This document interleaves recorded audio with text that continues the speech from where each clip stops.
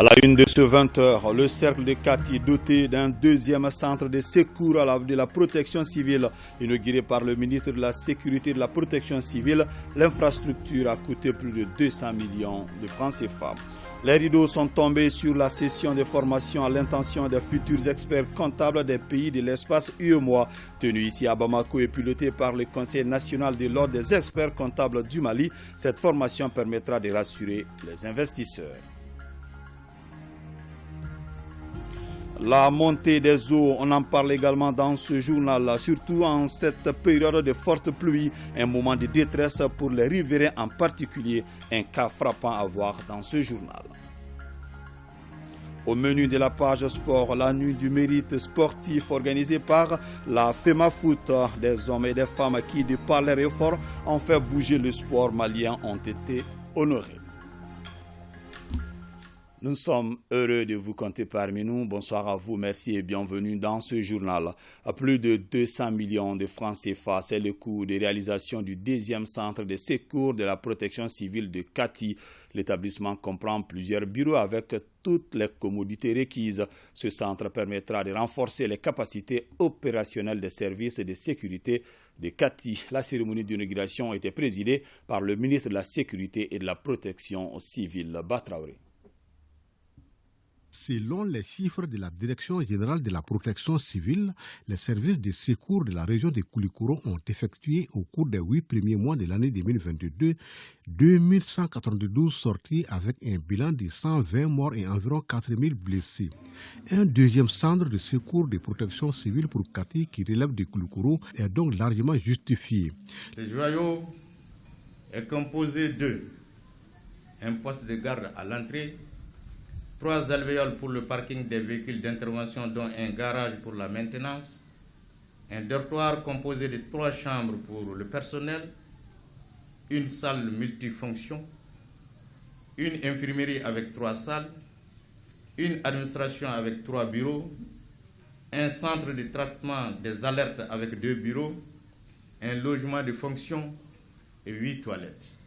Financé sous le budget national à hauteur de 202 millions de francs CFA, le deuxième centre de secours de la protection civile de Kati est bâti sur une superficie de 1260 mètres carrés. Ce poste vraiment est venu à point nommé parce que vous savez que Kati se retrouve à une jonction de grands axes. Et aujourd'hui, avec la fréquentation de ces axes, nous assistons malheureusement à un corollaire d'accidents à longueur de journée. Donc il était vraiment très important pour nous de mettre rapidement en place ce centre, l'équiper pour faire face à ces différents cas d'accident et pour apporter aussi au plus près l'assistance et le secours à la population. Le ministre de la Sécurité et de la Protection civile a saisi l'occasion pour rappeler aux usagers que la prudence et le respect du code de la route peuvent contribuer à réduire le nombre des accidents de la route. À Bafo, dans la région de Ségou, 1099 jeunes soldats viennent de boucler leur formation commune de base. Ces jeunes se sont engagés devant les autorités militaires et civiles à servir avec honneur et patriotisme la nation. Kandesila pour le compte-rendu de cette cérémonie de sortie. Honneur au drapeau et sa garde et revue de troupes, ils sont 1099 soldats qui viennent de terminer leur formation commune de base au titre du contingent 2021 de la première vague à Bafo. Ce contingent est composé des recrues de la gendarmerie, de la garde nationale, de l'armée de terre, de la protection civile et de la police. Au cours de ces 5 mois, le personnel d'encadrement n'a ménagé ni son temps, ni son effort pour donner le meilleur de lui-même. Retenez cependant que le plus difficile reste à venir, car il s'agira pour vous désormais dans les jours à venir de défendre la patrie jusqu'au sacrifice ultime si nécessaire. Remise d'attestation aux 3 premiers qui ont tous dépassé 18 de moyenne et à leur encadrement, quelques chants de recrues et autres exhibitions. Ces recrues se sont donc engagés devant les autorités militaires et civiles, parents et amis à servir les différents corps avec honneur et patriotisme. Ce que je viens de voir aujourd'hui me réconforte à plus d'un titre. Ça veut dire que sans dissection de corps, sans dissection de couleur de béret, vous vous retrouvez ici face aux citoyens pour les dire nous allons vous défendre au prix de notre vie. J'ai vu ici des jeunes bien formés. Leur aptitude que je vois ici montre la réussite de la formation. Un défilé militaire a mis fin à cette cérémonie.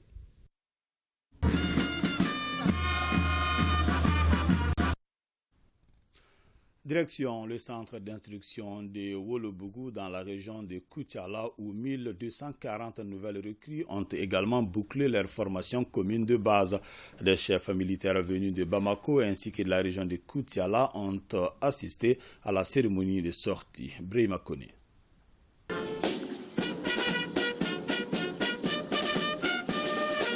La revue des troupes, un défilé, une présentation sous le drapeau, des démonstrations, une prestation de serment et la remise symbolique des attestations sont les actions clés de cette cérémonie, marquant la fin de la formation commune de base de la première vague des recrues du contingent 2021.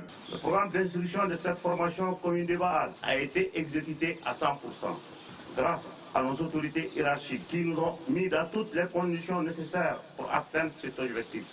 Cette première vague des recrues du contingent 2021, formée moralement, physiquement et techniquement, est composée de 1240 soldats des forces de défense et de sécurité FDS du Mali.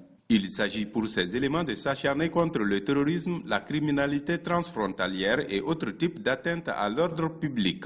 Ce que j'ai vu comme formation commune de base, c'est vraiment rassurant. Le reste, maintenant, c'est pour les états-majors qui vont confirmer et puis renforcer les capacités qui ont été acquises ici, pour permettre à nos éléments d'être totalement efficaces sur le terrain. Le gouverneur de la région de Koutiala s'est adressé aux recrues. Il vous faut de la détermination et la persévérance et surtout la discipline pour appuyer la formation reçue au centre. La nation et vos familles respectives comptent sur vous. Ne décevez point. C'est un public égayé et pris de paix et de cohésion sociale qui a assisté à cette cérémonie. La région de Taodéni vient d'abriter une rencontre autour des questions relatives au cantonnement, au processus du DDR et la réinsertion socio-économique dans la région de Taodéni. Une rencontre hautement appréciée par les différentes parties prenantes pour la mise en œuvre de l'accord issu du processus d'Alger. Chirfi Moulay Aydra. Les acteurs de la société civile, les jeunes, femmes et les autorités locales de la région de Taodéni prennent part à cette rencontre sur le processus DDR organisé par la MINUSMA et la CNDDR. Une rencontre qui permettra de donner la bonne information afin de gérer les attentes de jeunes dans la mise en œuvre du processus de paix. Et cette démobilisation doit être faite dans cette communauté. Il faut que les communautés le comprennent. Et les ex-combattants présentés par les mouvements seront désarmés. Ceux qui vont aller à l'intégration iront à l'intégration, le reste vont aller à la réinsertion. C'est l'occasion donc pour les communautés d'intégrer le processus DDR. Cette journée que nous lançons aujourd'hui à Taodéni vise à mieux asseoir les bases d'un bon processus de cantonnement et DDR que la section RSS-DDR de la MINUSMA en collaboration avec les CNDDR entendent mettre en œuvre au profit des communautés de la région de Taodéni. Je voudrais saluer ici l'engagement des parties prenantes du conflit malien qui font preuve d'une volonté politique manifeste dans la mise en œuvre de cet accord. Quant à la MINUSMA, elle a salué les efforts déjà engagés en collaboration avec les plus hautes autorités pour faire avancer l'accord pour la paix et la réconciliation nationale. La paix et la réconciliation nationale, facteur de stabilité et de développement, c'est le thème d'une conférence de débat tenue ici à Bamako. La rencontre est organisée par la coordination Kelansar et Alliés. Elle s'inscrit dans le cadre de la Semaine nationale de la réconciliation. Batraouri. Nostalgique du Mali d'antan où les communautés vivaient en parfaite harmonie sans violence, la coordination Kel Ansar et Alliés CKA s'est dit partisane de la paix et de la cohésion sociale. La conférence débat sur le thème la paix et la réconciliation, facteur de stabilité et de développement, est l'une des actions que le mouvement mène pour renforcer le bon vivre ensemble au Mali. Les débats ont permis à l'assistance d'être informée sur les causes des différentes crises et ce qu'il faut faire aujourd'hui pour ramener la paix. Ce qu'il faut, c'est que les forces sociales du pays. La contribution, elle est vaste. Elle peut partir de la sensibilisation auprès des communautés, le plaidoyer pour la paix, des rencontres communautaires. Et surtout, je pense que le grand défi, c'est surtout de travailler étroitement avec les communautés. Mais moi, j'aurais aimé quand même que tout ce qui a été dit dans cette salle, tout ce qui a été entendu dans cette salle soit pratiqué à la base. Quand ce serait pratiqué à la base, il y aura plus d'impact. La rencontre s'inscrit dans le cadre de la Semaine nationale de la réconciliation. La coordination que l'Ansar est alliée ne pouvait pas rester en marge d'une telle initiative qui cadre parfaitement avec notre vision et qui se résume dans notre devise qui est « Ensemble pour la paix, la bonne gouvernance, le développement local et la cohésion sociale entre toutes les communautés ». La coordination qu'El Ansar est alliée est une association apolitique qui œuvre pour une paix durable au Mali. Je vous l'annonçais également au début de ce journal. Les futurs experts comptables des pays de l'espace UEMOA viennent de boucler une session de formation ici à Bamako. Cette formation permettra de renforcer la confiance des investisseurs au secteur de l'économie et des finances. Organisée par le Conseil national de l'Ordre des experts comptables du Mali, les différents délégués de cette rencontre ont été outillés dans le cadre de la préparation du diplôme d'expertise comptable et financier. Adama Djimde. L'Union économique et monétaire ouest-africaine, UEMOA, est dans une logique de mieux former et préparer la relève dans le domaine de l'expertise comptable, cela afin de promouvoir le secteur de l'économie et des finances dans la sous-région. C'est pourquoi elle a adopté une démarche novatrice pour former le maximum de jeunes sur place. L'UEMOA, sachant très bien que le nombre d'experts comptables est en train de limiter dans nos pays, soit du manque de formation, soit du manque d'accès à la formation, compte tenu du coût très élevé de ces formations, que nos prédécesseurs suivaient dans les pays étrangers, ils ont jugé nécessaire de mettre un cursus en place pour permettre aux jeunes Africains que nous sommes de pouvoir accéder à ces formations. Au cours de cette session, 5 thématiques ont été développées pour mieux former les jeunes venus de différents pays. La rédaction des notices, la procédure d'alerte dans le cadre des entreprises en difficulté, la continuité d'exploitation, l'organisation des cabinets avec insistance sur la démarche qualité, et également les événements postérieurs à la clôture de l'exercice. Au finish, les experts comptables stagiaires ont été outillés pour mieux répondre aux exigences du marché. Nous avons trouvé en tout cas des confrères qui sont très disponibles et nous avons été très ravis de partager les connaissances qu'ils ont pu nous procurer. Nous pensons que ces différents échanges avec les experts nous permettront vraiment, lorsque nous serons experts comptables, de vraiment lever haut le drapeau de la profession. Cette deuxième session des journées techniques du diplôme d'expertise comptable et financier a été organisée par l'Ordre des experts comptables du Mali, ONECA. L'agence malienne de météorologie AMAM a tenu hier vendredi la 9e session ordinaire de son conseil d'administration. Au menu de la session, l'état d'exécution, les recommandations de la session précédente et le rapport d'activité 2022. Sorana Kamisoro. L'évaluation à mi-parcours des activités de l'agence malienne de météorologie pour le compte de l'année 2022 a révélé que sur 167 missions, l'AMAM a vérifié 5335 instruments de mesure avec un taux de conformité de 98,50%. Pendant ces vérifications également, il faut constater aussi que nous sommes restés dans les activités administratives au bureau. Nous avons pu délivrer 60 lettres d'autorisation d'importation d'instruments de mesure, soit 967 instruments au Mali. En plus, nous avons pu mobiliser 66,27% de nos ressources propres, qui correspond à 301 178 000 CFA sur les 457 initialement programmés. Cependant, malgré ces résultats jugés encourageants, l'AMAM a eu du mal à exécuter certaines activités programmées au titre de l'année en cours. Le premier semestre de cette année 2022 a été caractérisé par la persistance du problème sécuritaire auquel s'est greffé un embargo imposé par la CEDEAO et l'UEMOA à notre pays.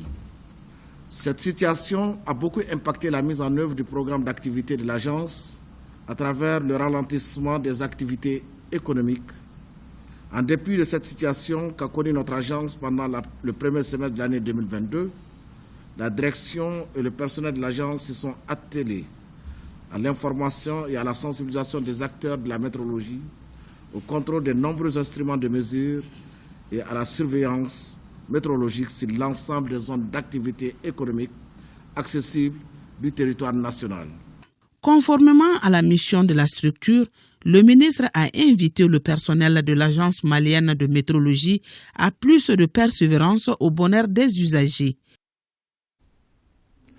Parlons à présent de cette rencontre entre les acteurs de l'agriculture et leurs partenaires. C'était le jeudi dernier pour lancer le produit Aflasave, un produit qui consiste à lutter contre l'aflatoxine, un poison qui détruit les récoltes et menace la santé des hommes et des animaux. Sorona Kamisoko.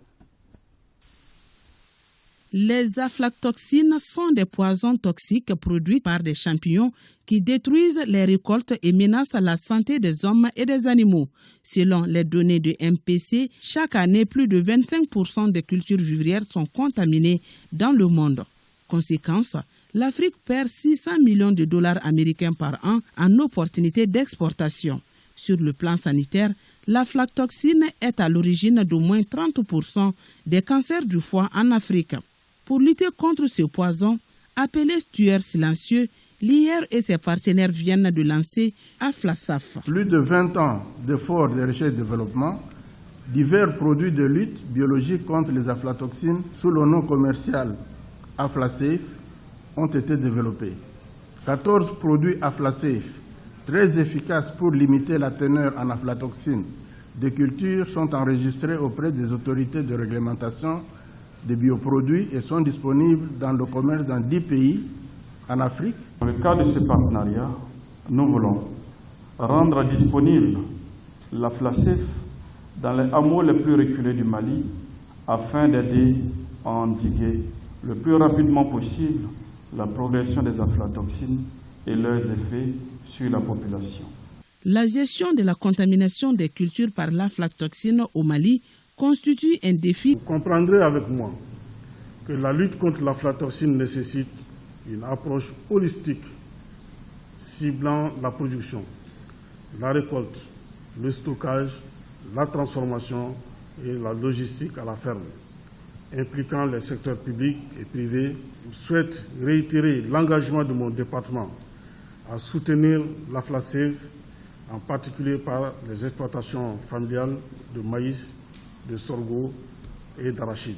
Mali Production des cultures MPC a été autorisé par l'Institut international d'agriculture tropicale ITA à investir dans l'organisation de la commercialisation et la distribution du produit Aflasaf ML01 à travers le Mali.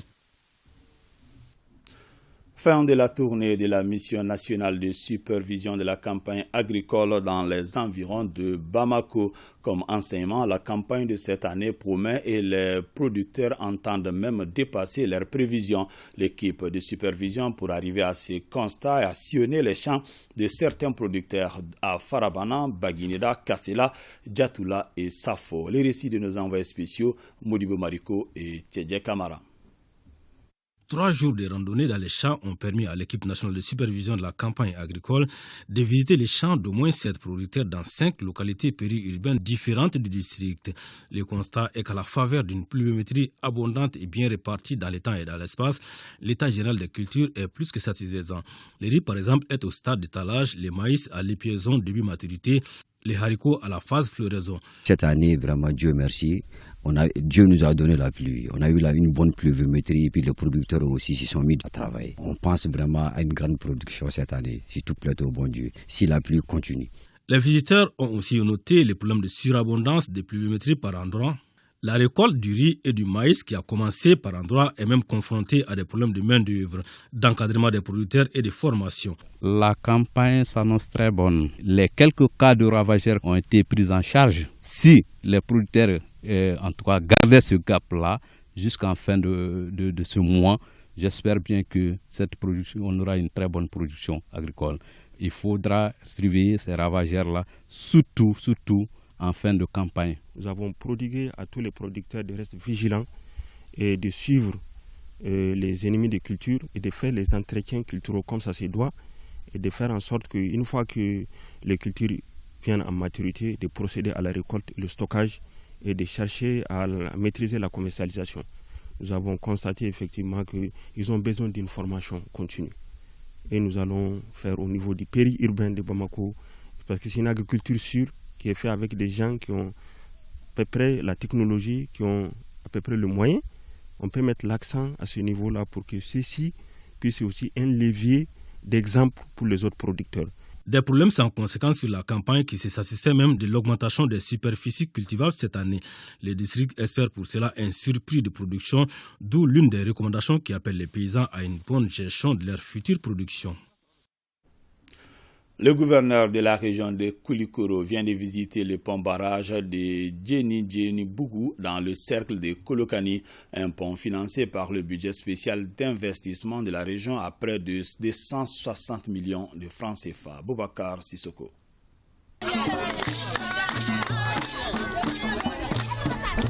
Traverser la rivière de Djeni-Djeni-Bougou était un calvaire pour les populations de la commune de Djiwoyo, localité située à une trentaine de kilomètres de Kolokani. Eh bien, ce calvaire est désormais un triste souvenir.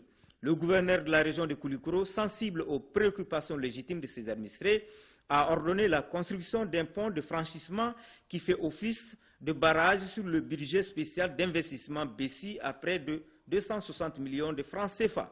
Nous avons été investis par les plus hautes autorités de la transition de la mission de satisfaction des populations maliennes. Alors, avec la direction régionale du génie rural, la direction régionale du budget, nous avons initié cet ouvrage de franchissement.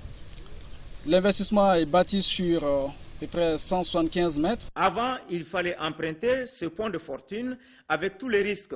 Des femmes en travail ont accouché au bord de cette rivière en crue en perdant la vie ou leurs enfants. La construction du pont-barrage a augmenté l'eau de nos puits domestiques. Nos jardins maraîchers fonctionnent grâce à cette eau. Moi, j'ai l'habitude d'assister 2 femmes en travail au bord de la rivière. Elles ont perdu leurs enfants parce qu'elles n'ont pu traverser la rivière pour joindre le centre de santé. Les bénéficiaires n'ont qu'un mot. Merci aux autorités de la transition. Au nom de l'ensemble de la population de la commune, je vous dis merci.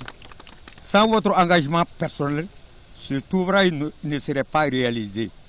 Ce pont est le vôtre. À partir de ce pont-barrage multifonctionnel, on peut développer les cultures maraîchères, la pisciculture et l'élevage. Le lac de retenue vise également à renforcer la nappe phréatique de la Jaune. La journée a pris fin par la visite du gouverneur Sanogo aux légitimités traditionnelles. La montée des eaux, on en parle également dans ce journal, surtout en cette période de fortes pluies. En effet, ce sont 953 mm d'eau qui ont été enregistrés cette année contre 736 mm l'année dernière à la même période, soit une différence de plus de 200 mm. Cette montée des eaux constitue un réel problème pour les populations riveraines en particulier. L'une de nos équipes de reportage dirigée par Valentin Roger-Diallo est allée à la rencontre des riverains de Bozola pour voir comment ils vivent cette situation. Suivons. C'est un jour plus ou moins ensoleillé en ce début de matinée pour la population bamakoise. Au bord du fleuve Niger, du côté de Namassa-Dankan, les tanneurs, les lavandières, les briquetiers et autres personnes travaillent pour gagner leur vie. Juste à côté se trouve un regroupement d'habitations communément appelé Bozola Dankan. Des maisons de fortune y sont construites. Après la pluie, c'est le beau temps, a-t-on l'habitude de dire. Mais ici, les riverains ont un regard tourné vers le ciel par moments. Et la tristesse s'installe dès la tombée des premières gouttes de pluie. Car à chaque pluie, son lot de désolation et de mélancolie. Sekou Tidiane Sogoré est père de 3 enfants et habite Bozola Dankan depuis les années 90. Il nous raconte les calvaires qu'ils ont vécus récemment avec la pluie.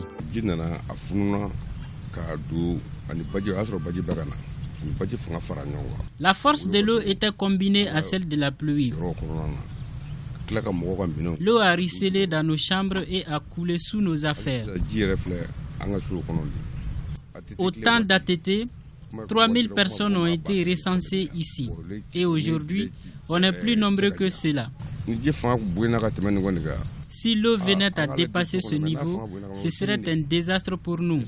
Pour accéder à sa chambre et y passer la nuit, il a quelques astuces.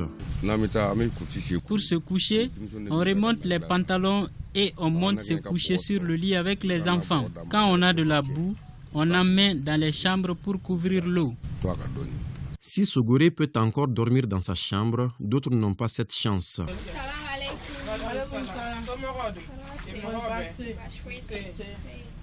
Une jeune fille nous montre l'intérieur de sa chambre avec de l'eau à même le sol. Et pour y accéder, elle est d'abord obligée de patauger dans l'eau. Elle a même abandonné sa chambre il y a quelques jours pour s'installer chez des voisines.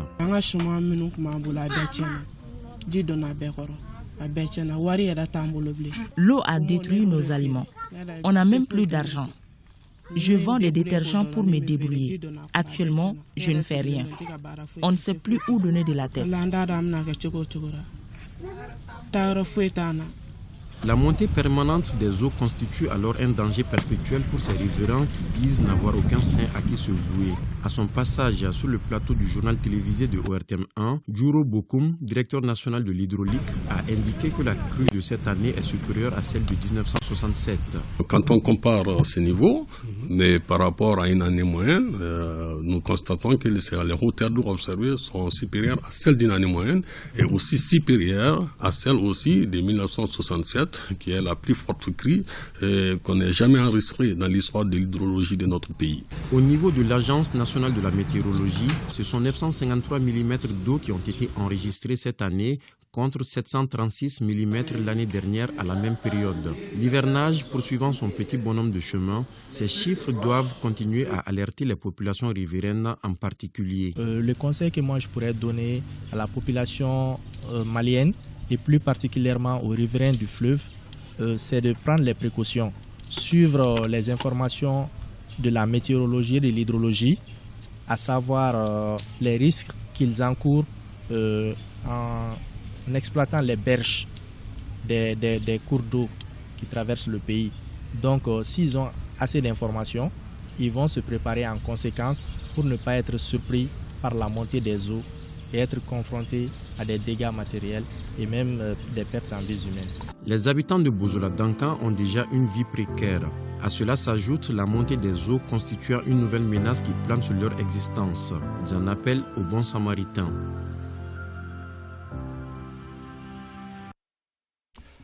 L'interprofession de la filière gomme arabique a tenu aujourd'hui une assemblée générale extraordinaire. Cette rencontre, deuxième du genre, vise à faire le point des activités menées. Mamadou Fane. Le Mali dispose d'énormes potentialités en matière de production de la gomme arabique. Cependant, ce potentiel est mal exploité, privant parfois les producteurs de revenus substantiels. Cette assemblée générale extraordinaire de la filière gomme arabique est donc l'occasion pour les producteurs de faire le point des acquis et de dégager les perspectives. L'assemblée générale d'aujourd'hui est très importante pour le développement de notre filière. En ce sens, elle permettra de revoir des activités réalisées par le Bureau national qui regroupe des acteurs clés de la filière, à savoir les producteurs, les collecteurs et les exportateurs. Avec plus de 10 000 tonnes de production annuelle et une forte demande mondiale, la filière gomme arabique contribue à la résilience des populations face à l'insécurité alimentaire et dans la lutte contre la pauvreté. Il est important de souligner que cette deuxième assemblée, est une rencontre de famille, une rencontre de votre famille professionnelle. C'est en même temps une occasion pour se parler, pour s'écouter, se comprendre, toutes choses qui seront de nature à resserrer davantage vos liens. C'est aussi l'occasion de faire le bilan, de définir l'orientation des années à venir pour faire face aux défis auxquels la filière est confrontée. Cette deuxième assemblée générale extraordinaire permettra donc à la filière gomme de regarder dans la même direction, de définir son positionnement sur la scène nationale et de repenser sa stratégie pour mieux intégrer le marché international. Le projet Fileni Petite Calebasse, un espace d'apprentissage pour les enfants, a été lancé ce samedi. Il vise à promouvoir la culture malienne à travers plusieurs disciplines comme la danse, le théâtre, le conte et la lecture. Les enfants de 3 à 18 ans sont concernés par ce projet. C'est une initiative de l'association Notre Culture ANC. Koumba Sissé. L'association Notre Culture ANC et ses partenaires ont mis en place le projet Fileni, la petite calebasse en français, pour imbiber les enfants de 3 à 18 ans du riche patrimoine culturel du Mali. On a fait ici du théâtre, de la lecture, du coloriage, des dessins et même de l'art oratoire. On a joué le théâtre. Moi, je jouais beaucoup la mère méchante.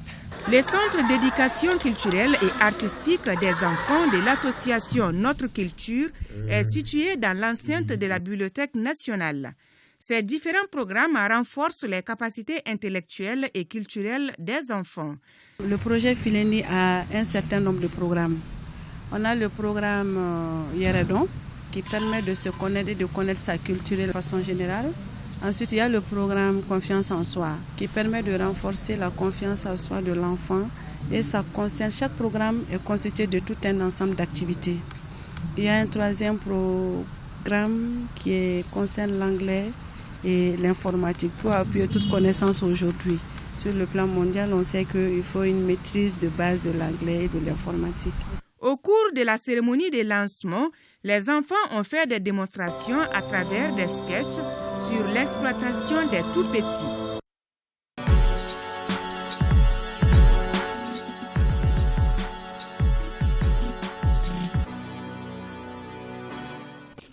À présent, la page sport, et c'est avec vous, Abdul Karim Kaba. Bonsoir. Bonsoir, Foussine Toungara, et bonsoir tout le monde. Nous allons commencer cette page de sport avec la Supercoupe au colonel Assimi Goïta. Hier, l'équipe de Mopti a remporté cette Supercoupe au colonel Assimi Goïta au stade Mamadou Kounaté face à l'équipe de Bamako. Eh bien, l'équipe de la Venise malienne a battu l'équipe de Bamako au tir au but 4-2 après 0 but partout au temps réglementaire. Compte rendu signé Bourema Diallo. Considérée comme la meilleure équipe du tournoi par les observateurs avant la finale à travers son parcours, l'équipe de la 5e région administrative du Mali a logiquement tenu son rang. Habillés ici envers les joueurs de l'entraîneur Bayon Djenepo ont fait parler de leur technicité en dominant les premières minutes de la partie. Mais les joueurs de la capitale imposent leur physique et anéantissent toutes les tentatives moticiennes. La première période intervient sur le score nul vierge. Comme la première période, aucune formation ne parviendra à faire la différence. En seconde période, l'équipe de Moti s'impose par 4 tirs reçus contre 3 pour l'équipe de Bamako et remporte le trophée de cette deuxième édition de la Supercoupe colonel Assimi Goïta. Au-delà de son caractère festif, le football, que certains appellent sport aura, constitue un facteur fédérateur, surtout pour un pays comme le Mali qui fait face à de nombreux défis. Au total, 12 équipes ont pris part à cette édition, y compris celle de la présidence, du gouvernement et du CNT. Cet élargissement du tournoi à toutes les ligues traduit la volonté des organisations de rendre plus inclusive la Coupe colonel Assimi Goïta et à travers le sport de réaliser une mobilisation générale autour des valeurs d'unité nationale et de vivre ensemble. Ainsi, la participation des 9 ligues à cette édition a contribué à raffermir le brassage, les liens de solidarité et de cohésion entre les jeunes, les encadreurs et elle a renforcé les relations de bonne collaboration entre les membres des institutions de la République. Au nom de son Excellence le colonel Assimi Goïta, président de la transition, chef de l'État, je voudrais féliciter chaleureusement le comité d'organisation qui a abattu un travail remarquable. Sur le plan du symbole, la Super Coupe Assimi Goïta matérialise la volonté politique du chef de l'État, président de la transition, de réunir l'ensemble des Maliens autour des valeurs de paix et de cohésion. Le tournoi a été un moment de bonheur et de plaisir pour les institutions de la transition. Au-delà de l'aspect sportif, la jeunesse malienne a fraternisé environ un mois à travers des activités socio-culturelles. Plusieurs distinctions individuelles ont été décernées aux personnes et aux structures qui se sont investies pour la réussite de la Supercoupe Colonel Assimi Goïta édition 2022. Au-delà de la pratique sportive, sur le terrain, la Supercoupe Colonel Assimi Goïta a été aussi une véritable fête de la jeunesse malienne dans toutes ses composantes, surtout culturelles. Du football toujours, cette fois-ci avec la Fédération malienne de football, de l'émotion hier à l'occasion de la première édition de la Nuit de la reconnaissance et du mérite sportif organisée par la FEMAFOOT, des anciens présidents de Mali Foot, en passant par les anciens internationaux, aigles, journalistes et personnalités issus de tous bords ont été honorés. Une motion de remerciement a été adressée au président de la transition. Le temps fort de cette cérémonie, c'est avec Seragatou Sissi. Nuit de reconnaissance, nuit du mérite sportif, nuit d'hommage, nuit d'émotion, nuit unique. La Fédération malienne de football, par devoir de mémoire, organise cette cérémonie. Une première. Il s'agit d'honorer les personnalités ayant servi le football malien ou continuent de le faire. 6 anciens présidents de Mali Foot, 5 anciens internationaux aigles, 5 journalistes, 14 personnalités politico-sportives.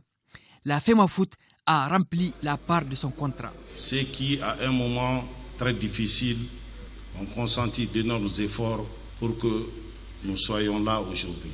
Il est tout à fait normal qu'aujourd'hui, on puisse, avec l'accompagnement de nos plus hautes autorités, leur témoigner de tout ce qu'ils ont fait pour ce pays.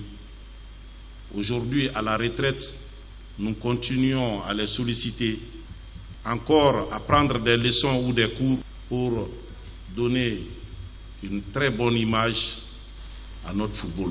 C'est un événement unique parce que on ne peut même pas dire que c'est rare parce que c'est la première fois que ça se fait. Et il faut remercier le bureau de M. Touré, tout l'ensemble du football malien pour cette reconnaissance. Cette soirée de reconnaissance est pleine de symboles, au dire du ministre en charge des sports. Le succès de nos équipes, de notre football, dépendra de notre capacité à unifier tout le monde autour de notre football. Et c'est pourquoi je vous encourage à continuer à ratisser, à aller vers ceux qui ne sont pas complètement acquis pour l'union et que tout le monde sache que c'est seulement dans l'unité que nous pouvons réussir. Rassembler la famille du football de toutes les époques est fortement apprécié par les plus hautes autorités. Le président de la transition ayant demandé à tous les jeunes de l'aider dans sa tâche afin d'adhérer aux idéaux de la transition, de permettre au Mali de prospérer. Et si j'ai la reconnaissance de l'instant dirigeant du football malien, cela me va droit au cœur. Merci à la fédération. La nuit du mérite sportif a été agrémentée par la prestation de l'artiste Bouye Kouati.